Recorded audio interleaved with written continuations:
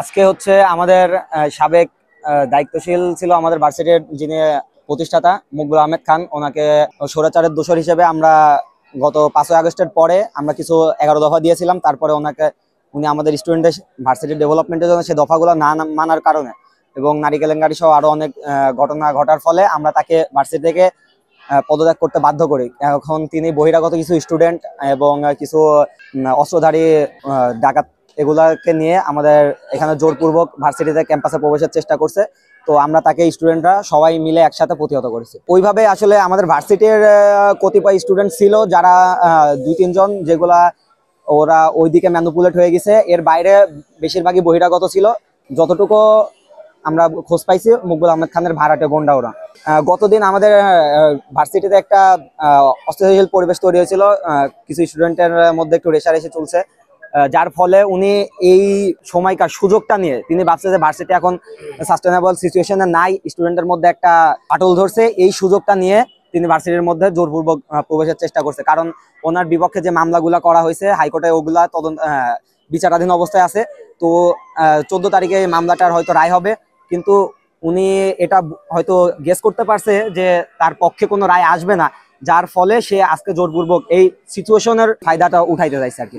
উনি হচ্ছে 2টা মামলা করে, একটা হচ্ছে বোর্ড অফ ট্রাস্টের চেয়ারম্যান হিসেবে ভার্সিটিতে প্রবেশের, আরেকটি হচ্ছে জাস্ট ভার্সিটি ভিজিটের জন্য প্রবেশের। 2টা মামলায় আপনার হচ্ছে স্ট্যাটাস কো অবস্থায় আছে, লিসপেন্ডেন্ট অবস্থায় আছে, যেটা এখনো কোনো রায় আসে নাই।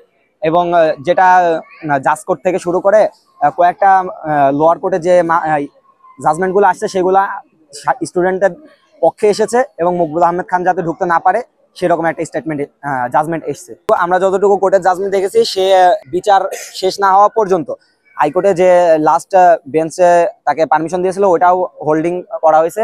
সেটা 14 তারিখে ফাইনাল, মানে কোর্ট বলছিল যে এটা অন মেরিটের ওপরে হচ্ছে জাজমেন্টটা আসতে।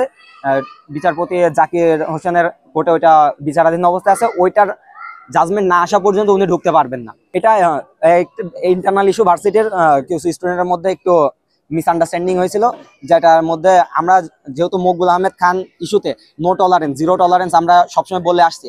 তো যখন নিজেদের মধ্যে একটু কথার অমিল হয়েছে, মিসআন্ডারস্ট্যান্ডিং হয়েছে, এই সময়টার উনি হচ্ছে সুযোগ নিতে চাইছে। তিনি আসছে ভার্সিটিতে তার কিছু অবস্থানটা ফেরত নিতে, এবং আমরা যে স্টুডেন্টগুলো আমরা সহ অন্যান্য ডিপার্টমেন্টের অনেক স্টুডেন্ট সবাই মিলে আমরা তাকে যেভাবে প্রতিহত করেছি, আসলে ওনার যে বয়স, এই অবস্থায় উনি ভার্সিটিতে ব্যাক আসার একটাই কারণ যে ওনার যে সম্মানটা আমরা ক্ষুণ্ণ করেছি, এটার একটা রিভেঞ্জ নেওয়ার জন্য উনি ভার্সিটিতে আসার চেষ্টা।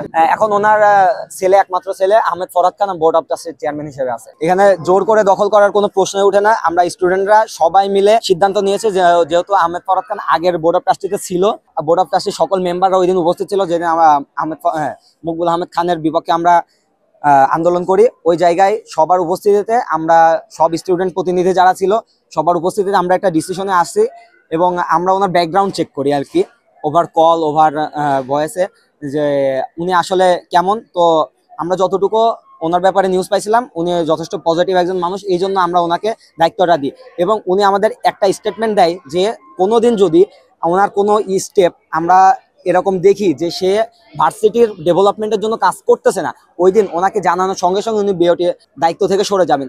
ওনার জন্য কোনো আন্দোলন, কোনো কিছু করা লাগবে না স্টুডেন্টদের। এবং তিনি তার কথা যে 1 বছর আগে, 1.5 বছর আগে দিয়েছিলেন, সেই কথাটা তিনি এখন পর্যন্ত রেখে যাচ্ছেন।